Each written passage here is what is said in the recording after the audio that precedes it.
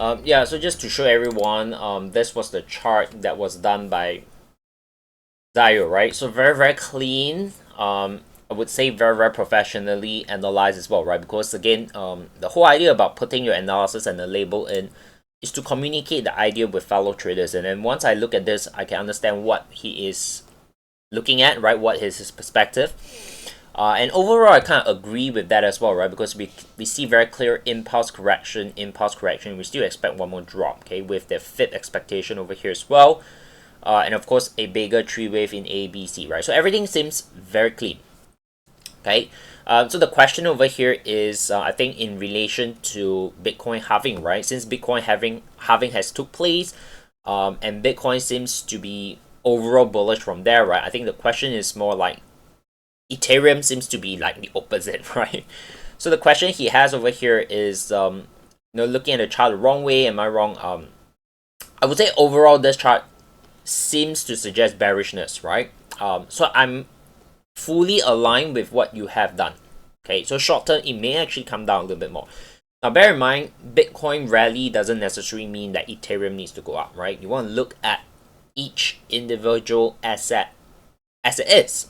Okay, so while they have that correlation, it's not always related in a way, right? Sometimes the market may diverge, and my personal take is always look at individual chart as it is, right? If Ethereum chart is telling you bearish, you focus on the bearish side, right?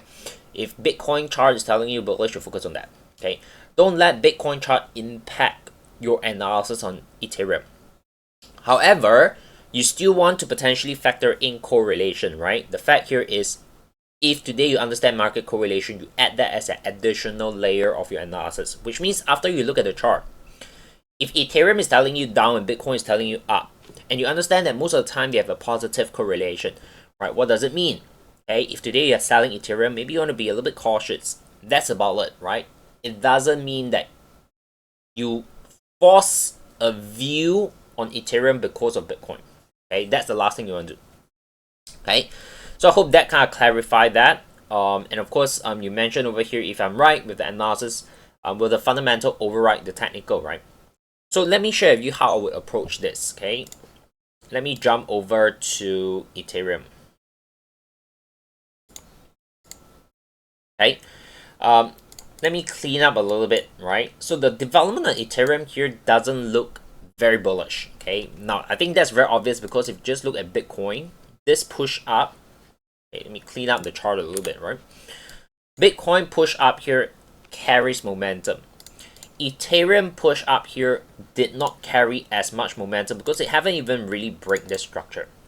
Okay, so that's the part where I'm saying, I'm kind of aligned with you that, maybe short term this may come back down. Okay, but of course there is also the possibility that the tree wave may have completed like that. Okay, the tree wave may have also completed. Now we won't know for sure what is going to happen, right? What we can do is just based on our method, our approach, our analysis, make a decision as to whether it's worth taking. Okay, now if you ask me what I'm going to do if I look at Ethereum from this perspective, I would say I'll wait. Okay, what am I going to wait out for is, just like I mentioned, okay, the market hasn't really taken out this area.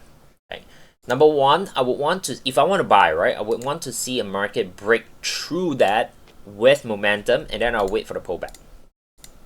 And I'll get involved in the buy. Very clean, right? So that's something that we call forecasting, right? You need to know what you want to see from the market to guide you in that trading, right? So if I want to buy, I want to see this. Okay. Today, if I want to sell, again, understanding that market correlation with Bitcoin, right? Then I'll be cautiously selling as well. Okay, because if I want to sell, then I would love to see some kind of a rejection down.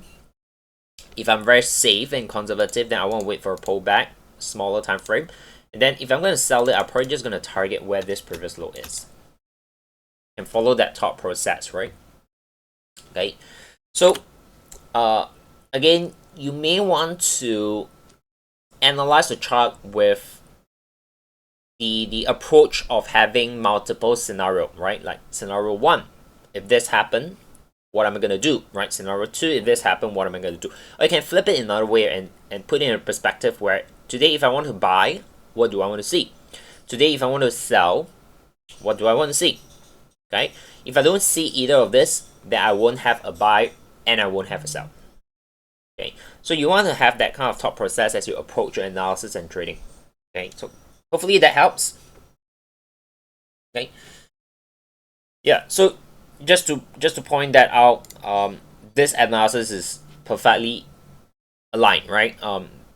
It's clean, it's clear, and basically agreeable. Okay, so that's the thing I just want to point out.